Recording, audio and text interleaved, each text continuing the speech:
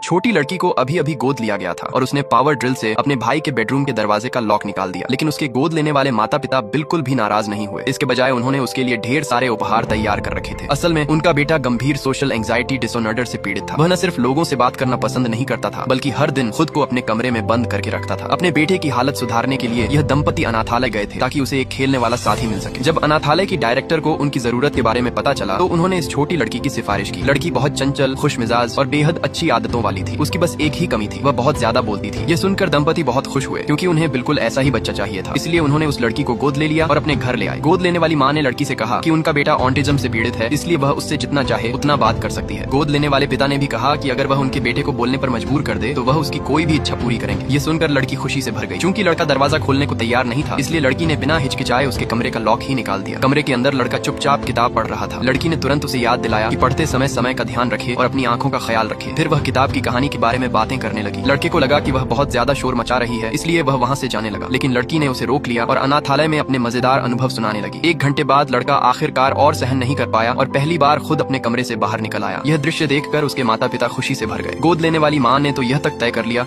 कि लड़की अब हमेशा के लिए इसी घर में रहेगी। लड़की को इनाम देने के लिए दंपति उसे शॉपिंग कराने ले जाने वाले थे। लेकिन जैसे ही वे बाहर जाने वाले थे, लड़की ने देखा कि लड़का सीढ़ियों पर अकेला खड़ा है। उसकी आंखों में अकेलापन देखकर लड़की समझ गई कि वह भी सामान्य जीवन जीना चाहता है। इसलिए उसने तुरंत अपने माता पिता से कहा कि वह बाहर नहीं जाना चाहती और अपने भाई के साथ घर पर रहकर उससे बातें करना चाहती है। लड़की की समझदारी देखकर माता पिता बहुत भावुक हो गए। उन्होंने तुरंत फैसला किया कि अब लड़की को स्कूल भेजा जाएगा। लड़की ने तुरंत पूछा कि क्या उसका भाई भी उसके साथ स्कूल जाएगा, लेकिन माता पिता डर रहे थे कि भीड़ भाड़ वाली जगह देखकर लड़का घबरा सकता है। तब लड़की ने कहा कि उसने जानकारी जुटाई है और अब लड़के की हालत इतनी बेहतर है कि वह साथियों से मिलना जुलना शुरू कर सकता है। उसने यह भी कहा कि वह हर समय उसके साथ रहेगी और उसकी रक्षा करेगी। लड़की की बात सुनकर दंपति ने सोचा और फिर अपने बेटे को स्कूल भेजने का फैसला कर लिया। कुछ ही समय बाद लड़की अपने भाई को स्कूल ले गई। इतना बड़ा कैंपस देखकर लड़की बेहद खुश हो गई, लेकिन लड़का डर के मारे कांप रहा था। लड़की ने तुरंत उसका मूड समझ लिया। उसने अपने स्कूल बैग से 2 इलेक्ट्रॉनिक घड़ियां निकाली, एक अपने भाई को दी और एक खुद रख ली। उसने कहा कि अगर उसे कोई परेशानी हो तो वह घड़ी से उसे संपर्क कर सकता है और वह तुरंत उसके पास आ जाएगी। लड़की की बात सुनकर लड़का बहुत भावुक हो गया। पहली बार उसे लगा कि बहन होना सच में एक अच्छी बात है। स्कूल खत्म होने के बाद लड़की ने देखा